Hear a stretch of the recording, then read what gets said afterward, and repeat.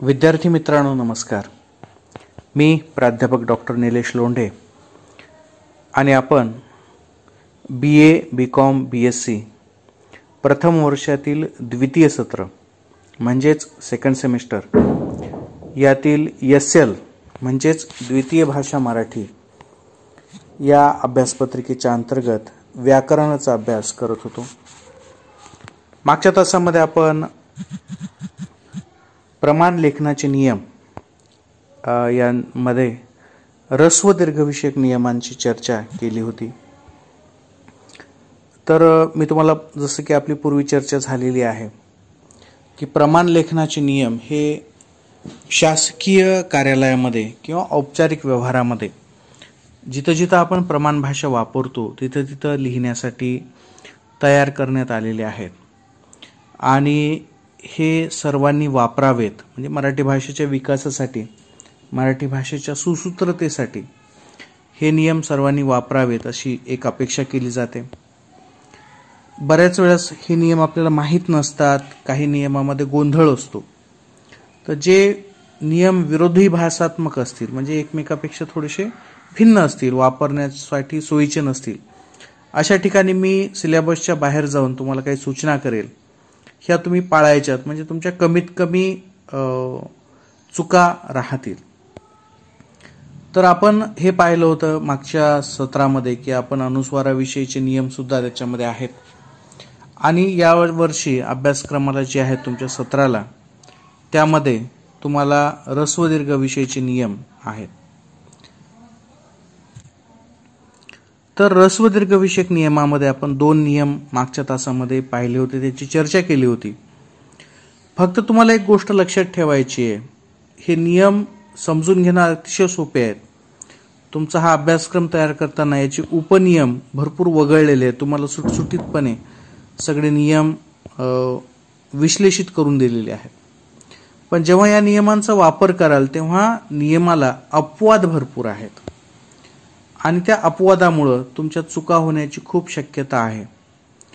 तर ही मराठीच्या या नियमांची एक अडचण आहे की इथं अपवाद खूप आहेत. नियम कधी लागू पडतो?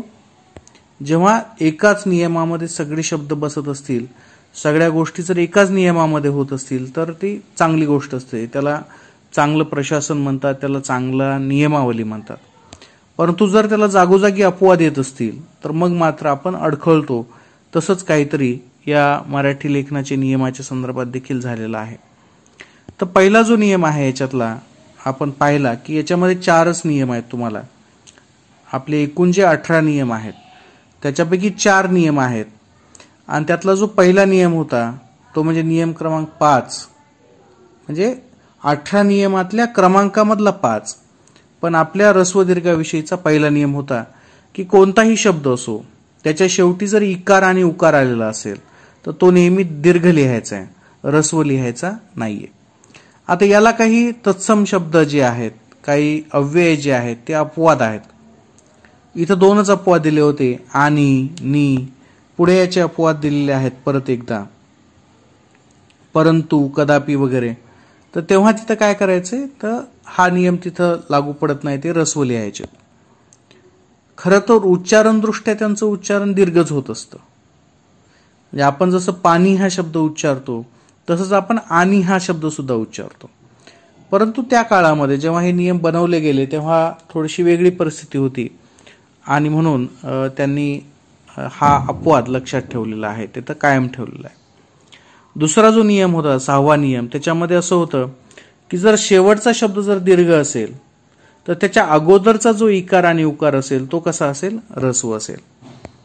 म्हणजे माहिती हा शब्द आहे तर मा ही ती हा शब्द दीर्घ झाला, म्हणजेच त्याच्या पूर्वीचा ही हा शब्द जो आहे तो ह्रस्व झाला.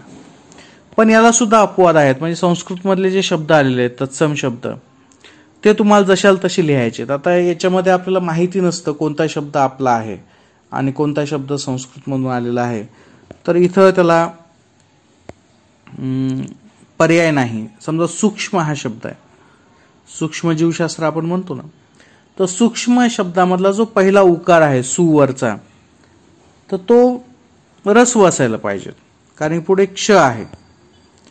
किंवा आणखीन असे अनेक शब्द असतात की ज्याच्यामध्ये भीती हा शब्द आपण काल पाहिला होता, तर ती हा दीर्घ असल्यामुळे भी हा ऱ्हस्व असायला पाहिजेत, परंतु इथं तो नियम लागू पडत नाही. असे अपवाद भरपूर आहेत. म्हणजे हा जो दुसरा नियम आहे याच्यामध्ये भरपूर अपवाद असल्यामुळं आपल्याला मराठीचं लिहित असताना फार अडचणी येतात. याच्यानंतर आज आपण पाहणार आहोत 7वा आणि 8वा नियम. आता 7वा आणि 8वा जो नियम आहे याच्यामध्ये तुम्हाला पाठांतर सोपं जावं, समजावं यासाठी या नियमांचे जे उपनियम आहेत ते नंतर स्वतंत्रपणे दिलेले आहेत. म्हणजे आणखीन आपण ते पाहणार आहोत खाली. तर इथं फक्त मुख्य असे 4 नियम दिलेले आहेत आणि त्याच्याविषयीच्या सूचना तुम्हाला इथं दिलेल्या आहेत. तेवढं आपण लक्षात ठेवायचं आहे. तर हा जो 7वा नियम आहे हा थोडासा आपल्याला काही गोष्टी लक्षात ठेवून करायच्या. हा सुद्धा उपांत्य स्वरूपाचा नियम आहे. नियम क्रमांक 7. उपांत्य म्हणजे आता आपण पहिल्यांदा काय पाहिलं की शेवटचा शब्द जो इकार उकार असतो तो दीर्घ लिहायचा आहे. दुसरा पाहिला की जर शेवटचा दीर्घ असेल तर त्याच्या पूर्वीचा काय करायचं आहे, ऱ्हस्व लिहायचं आहे. त्याला अपवाद आहेत. आता तिसरा जो आहे त्याच्यामध्ये असं सांगितलेलं आहे की जर शेवटचा शब्द इकार उकार स्वरूपातला नसेल, तो अकाराच्या स्वरूपात असेल. अकाराच्या म्हणजे जो आपण 12 लिहितो त्याच्यामध्ये जो पहिला असतो त, क, प, ट, म्हणजे पहिल्यांदा जे आपण लिहितो, जे मुळाक्षर लिहितो, जे व्यंजन लिहितो ते जशाला तसं आलं तर असं म्हटलं जातं की त्याच्या शेवटी अ असतो. जर आपण क ला आ लावला तर काय होईल, का होईल. क ला ई लावली तर काय होईल, की होईल. आणि क ला अ लावला तर काय होईल, अ शेवटी. क आणि अ तर काय उच्चार होईल, त्याला क हाच उच्चार राहील. तर असा जो शेवटी अकार येईल त्याला अकारांत म्हणतात. असा शेवटी जो अकार येईल त्या अकाराच्या पूर्वीचा म्हणजे अकारांत. म्हणजे वकील हा शब्द आहे. इथं जे दिलेलं उदाहरण आहे तेच आपण पाहूयात. वकील हा शब्द आहे. तर ल हा शब्द कसा आहे, अकारांत. ल तो ला नाही. जर त्याला ला करायचं असेल तर तो काय होईल, आकारांत होईल. म्हणजे शेवटी काय होईल, त्याचा आ होईल. ल अधिक आ बरोबर ला. आता ही 12 आहे. इथं काय ल अधिक अ बरोबर ल. तर हा कसा आहे, अकारांत आहे. म्हणजे शेवटी त्याच्या कोणताही इतर स्वर जोडलेला नाही, तो अकारांत आहे. तर अशा शब्दाचा जो पूर्वीचा शब्द आहे किंवा पूर्वीची जी वेलांटी आणि उकार आहे ती कशी असायला पाहिजेत, तर ती दीर्घ असायला पाहिजे. आता इथं म्हणतात अकारांत शब्दाचे उपांत्य इकार व उकार दीर्घ लिहावे. काय म्हणते, हे अकारांत शब्दाचे उपांत्य इकार व उकार दीर्घ लिहावेत. उदाहरण वीट. आता वीट हा जो शब्द आहे ट कसा आहे, ट हा शब्द अकारांत आहे, शेवटी अ आहे. तर त्याच्यापूर्वीचा वी कसा येईल, दीर्घ येईल. सून.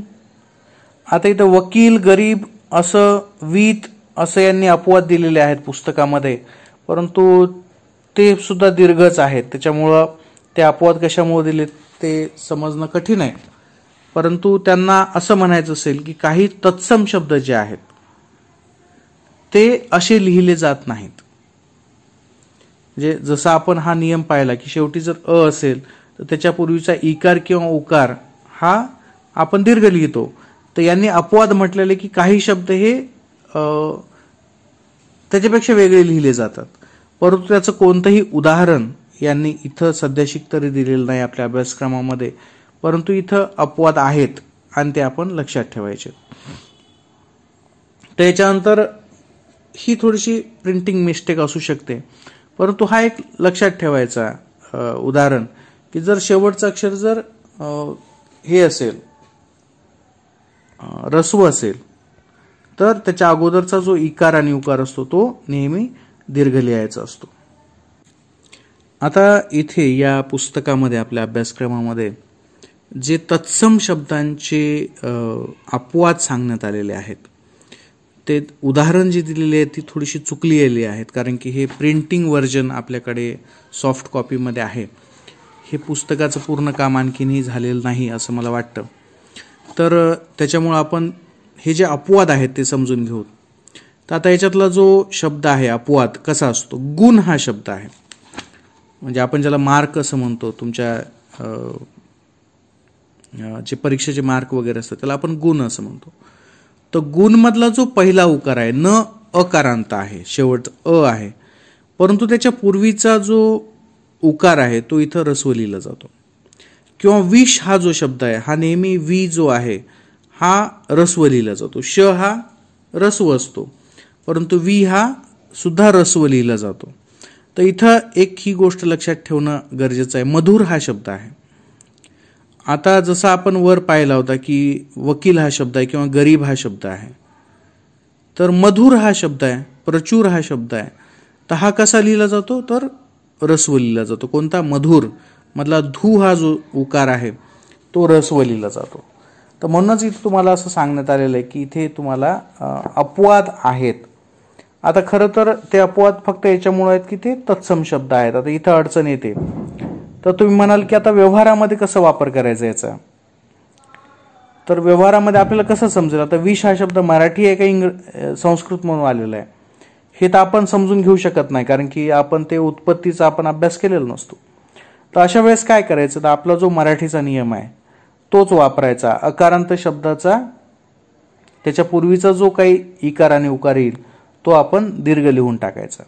परंतु नियमामध्ये असं सांगितलेलं की आपल्याला ते पाळावे लागतील. म्हणजे अकारांत शब्दाच्या पूर्वीचे जर तत्सम शब्दामध्ये जर मुळात तसं असेल तर ते पाळावं लागेल. आणि हा नियम सुद्धा असा थोडासा कठीण झालेला या एका गोष्टीमुळं. तर हे अपवाद थोड्या वेळासाठी आपण बाजूला करूयात, कारण या अपवादाचं खाली स्वतंत्र विश्लेषण आलेलं आहे किंवा आणखीन वेगळे सुद्धा घटक आहेत. तर आपण फक्त एवढं लक्षात ठेवायचं की ज्याच्या शेवटी अकार असतो असे जर शब्द आपल्याकडे आले तर त्याच्या पूर्वीचा जो इकार आणि उकार आहे तो आपण दीर्घ लिहिला पाहिजेत, रस्व लिहू नये मराठी शब्दांसाठी. आणि त्याचे जे तत्सम शब्दांचे जे अपवाद आहेत ते सुद्धा आपण लक्षात ठेवले पाहिजे. तर याच्यानंतर जो 8वा नियम आहे रस्व दीर्घाविषयीचा तो देखील असाच अपवादाला जास्त प्राधान्य दिलेला आहे, परंतु याच्यामध्ये असं लिहिलेलं आहे. आता हा सुद्धा नियम उपांत्य शब्दासाठी संबंधित आहे. उपांत्य शब्द म्हणजे जो शब्द आपण उच्चारतो आहोत त्याच्या पूर्वीचा, जो शेवटचा शब्द असेल त्याच्या पूर्वीचा. आता समजा आपण फूल हा जो शब्द घेतला तर फूल या शब्दाच्या पूर्वीचा कोणता शब्द आहे, फू हा शब्द आहे. गरीब या शब्दामध्ये शेवटचा शब्द कोणता आहे, उच्चार ब, तर त्याच्या पूर्वीचा जो आहे तो आहे री, गरीब. तर याला आपण उपांत्य असं म्हणतो. तर आता समजा असं झालं की उपांत्य इकार व उकार असलेल्या शब्दाच्या उपांत्य इकार व उकार उभयवचनी सामान्य रूपाच्या वेळी रस्व लिहावा. सामान्य रूप म्हणजे एखादा शब्द आपण जेव्हा त्याला प्रत्यय उपसर्ग जोडतो तेव्हा त्याला आपण सामान्य रूप करत असतो. उदाहरणार्थ घर हा शब्द आहे आणि आपल्याला पासून हा शब्द जोडायचा आहे, तर आपण काय करतो, घरापासून, घरापुढे. आलं लक्षात. घराच्या वर आपण काय केलं, घर या शब्दाला बदललं. फुल हा शब्द आहे तर आपण काय करतो, फुलास, फुलाप्रमाणे, फुलासारखे आपण काय करतो, फुलचं फुला केलं. तर अशा पद्धतीने हे जे शब्द जोडण्यासाठी पहिल्या शब्दाला जो बदल केला जातो त्याला सामान्य रूप असं म्हणतात. इथं आपण एवढं ढोबळ स्वरूपातली आपण त्याची व्याख्या समजून घेऊयात. तर असं जेव्हा केलं जातं तेव्हा काय होतं, तर अकाराचं रूपांतर आकारामध्ये होतं. म्हणजे शेवटी फूल हा शब्द आहे तर ल ला काय जोडलेला आहे, ल अधिक अ असा तो उच्चार आहे, म्हणून फूचं फू जो आहे उकार तो आपण दीर्घ लिहिला. पण आपण जेव्हा फुलास असं लिहू किंवा फुलाप्रमाणे असं जेव्हा लिहून तेव्हा ल च काय झालं, ला झाला, म्हणजे ल अधिक आ आला, म्हणजेच तो काय झाला, दीर्घ झाला. आणि अशा वेळेस जो आपला वरचा नियम होता पहिला, जर शेवटचा जर दीर्घ असेल तर पहिला कसा होईल, रसू होईल. म्हणजे जेव्हा फुल असेल तेव्हा उकार दीर्घ असेल आणि जेव्हा फुला होईल, फुलाप्रमाणे ल चा ला होईल तेव्हा त्याचं जे उकार आहे फू या शब्दाचा तो कसा होईल, तर तो रस्व केला जाईल. अशा पद्धतीने हा सामान्य रूप करते वेळेसचा हा एक नियम आहे. याला उदाहरण दिलेलं गरीब, गरीबाला तुम्ही पाहू शकता, गरीब याची वेलांटी जी आहे ती दीर्घ आहे गरीब मध्ये, आणि नंतर त्याला ऱ्हस्व केलेलं आहे जेव्हा त्या ब चा बा झाला. फूल, फुलास, सून, सुनेने इत्यादी. आता हा जो नियम आहे हा आपण लक्षात ठेवू शकतो, लक्षात ठेवायला पाहिजेत, पण याला सुद्धा अपवाद आहेत. आणि त्याच्यामध्ये जे तत्सम शब्द आहेत, तत्सम शब्द म्हणजे इथं परत जे संस्कृतमधून आलेले शब्द आहेत ते इथं अपवाद आहेत. अपवाद म्हणजे शरीर हा शब्द आहे. आता संस्कृतमधून आलेला आहे हे आपल्याला माहीत नाही, परंतु इथं पुस्तकामध्ये आहे आणि म्हणून आपण तो म्हणायला पाहिजे. तर शरीर हा एक शब्द आहे. आता हा तत्सम शब्द आहे. शरीरमध्ये र जो आहे शेवटचा तो अकारांत आहे, म्हणजे त्याला अ आहे शेवटी, र आहे तो, आणि त्याच्या पूर्वीचा जो री आहे तो दीर्घ आहे. आता जेव्हा आपण त्याला प्रत्यय जोडू, शरीराप्रमाणे, शरीराच्या आत किंवा शरीरात, तेव्हा आपण काय केलं, र चा रा केला. तर आता या रा झाल्यामुळं त्याच्या पूर्वीचा जो री होता तो कसा असायला पाहिजे, व्हायला पाहिजे, तो व्हायला पाहिजे दीर्घ, परंतु तो इथं दीर्घ होत नाही, तो दीर्घ केला जात नाही, आणि तसा तो आपल्याला अपवाद समजून घ्यावा लागतो. गीता हा शब्द आहे किंवा गीता हा मूळ शब्द आहे. तर यांचं म्हणणं आहे गीता या शब्दाला तुम्ही काहीही केलं तरी गीतेत वगैरे त्याच्यात बदल होणार नाही. खरं तर गीत हा शब्द आहे इथं, परंतु गीतेत असं लिहिलेलं आहे. तर इथं थोडंसं काहीतरी उदाहरण देताना चुकलं असेल. सूत्र हा शब्द आहे. तर सूत्र या शब्दाला आपण काय म्हणतो, सूत्राला सूत्र किंवा सूत्रात असं जेव्हा आपण म्हणतो तेव्हा काय होतं ते, तर तेव्हा सुद्धा आपल्याला तो जो नियमाचा अपवाद आहे तो समजून घ्यावा लागतो. तर अशा प्रकारे आपल्या लक्षात येतं की जो नियम आहे ते नियम अगदी सोपे आहेत. हे 4 नियम आहेत. त्याचे जे उपनियम आहेत ते सुद्धा खाली आपण पाहणार आहोत. तर त्याच्यामध्ये गंमत अशी आहे सगळ्यात महत्त्वाची की जे त्याच्यामध्ये तत्सम शब्द आहेत ते समजून घेणं फार कठीण असतं आणि त्याच्यामुळंच आपल्या भरपूर चुका होतात. समजा आता चूल हा शब्द आहे या शेवटच्या नियमासाठी, तर ल हा अकार असल्यामुळं काय होईल, त्याचं चू हा जो शब्द आहे तो दीर्घ येईल. परंतु जेव्हा आपण चुली, चुलीत, चुलीपाशी असं म्हणू तेव्हा ते काय होईल, रस होईल. विहीर, बहीण, चाहूल हे जे शब्द आहेत हे सगळे काय आहेत, तर मराठीच्या नियमाप्रमाणे चालतात. परंतु शूर हा एक शब्द आहे. तर शूर हा शब्दातला जो पहिला शू हा याचा जो उकार आहे तो तुम्ही शूराला, शूरापाशी, शूराकडून, शूरांना असं काही केलं तर त्यातला शू बदलत नाही, उकार बदलत नाही, तो दीर्घच राहतो. सूत्र हा शब्द आहे. किंवा विद्यापीठ मधला पी हा शब्द आहे. विद्यापीठ आपण लिहितो ना, स्वामी रामानंद तीर्थ विद्यापीठ. तर आता विद्यापीठाने केलं, विद्यापीठातील केलं तरी त्याच्यातला जो पी आहे तो काही बदलत नाही, ठ मध्ये किती बदल झाला तरी. तर आता असे परस्पर विरोधीचे नियम आहेत, हे जे अपवाद आहेत ते आपल्याला लक्षात ठेवावे लागतात. आता याच्या उलट असेही काही शब्द आहेत. मंदिर हा एक शब्द आहे. तर आता मंदिर या शब्दामध्ये काय आहे, तर जो हा दी हा जो शब्द आहे तो कसा असायला पाहिजे, तर दीर्घ असायला पाहिजे. किंवा सैनिक हा शब्द आहे, सैनिक मधला नी कसा असायला पाहिजे, तर तो दीर्घ असायला पाहिजे, कारण की शेवटचा जो क आहे तो अकारांत आहे. परंतु तो तत्सम शब्द आहे आणि तत्सम शब्दामध्ये आपल्याला बदल करण्याचा अधिकार नसल्यामुळं, या नियमांनी त्याला वगळले असल्यामुळं सैनिक हा शब्द आपल्याला नी ही वेलांटी रस्वच लिहावी लागते. मंदिर हा शब्द आपल्याला रस्वच लिहावा लागतो. नुपूर हा शब्द आपल्याला रस्वच लिहावा लागतो. तर अशा पद्धतीनं म्हणजे संस्कृत भाषेतून जे शब्द आलेले आहेत ते एकसारखे नाही आहेत. कुठं ते रस्व असतील, कुठं ते दीर्घ असतील, आणि ते जशाल तसं ठेवण्यामध्ये आपल्या मराठीचे नियम सुद्धा किती आपल्याला वापरता येतात हा एक महत्त्वाचा इथं प्रश्न पडतो. परंतु तो आपल्याला फार अडचणीचा वापरताना येऊ शकतो, पाठांतर करताना येत नाही. तुम्हाला हे नियम पाठच करायचे आहेत आणि जशाल तसे लिहायचे, एका 2-2 ओळीमध्ये हे लिहायचे. तर अशा प्रकारे हे 4 नियम इथं ऱ्हस्व दीर्घ विषयक नियमांचे आहेत. तर या नियमांना आपण जर थोडंसं बारकाईनं पाहिलं तर आपल्या लक्षात येईल की हे नियम फक्त इकार आणि उकाराशी संबंधित आहेत आणि तेही शेवटच्या 2 शब्दाशी संबंधित आहेत. आपण जेवढे नियम पाहिले 4 त्याच्यामध्ये शेवटचे 2 शब्दच महत्वाचे आहेत. म्हणजे शेवटचा एकदम शब्द आणि शेवटच्या अलीकडचा शब्द.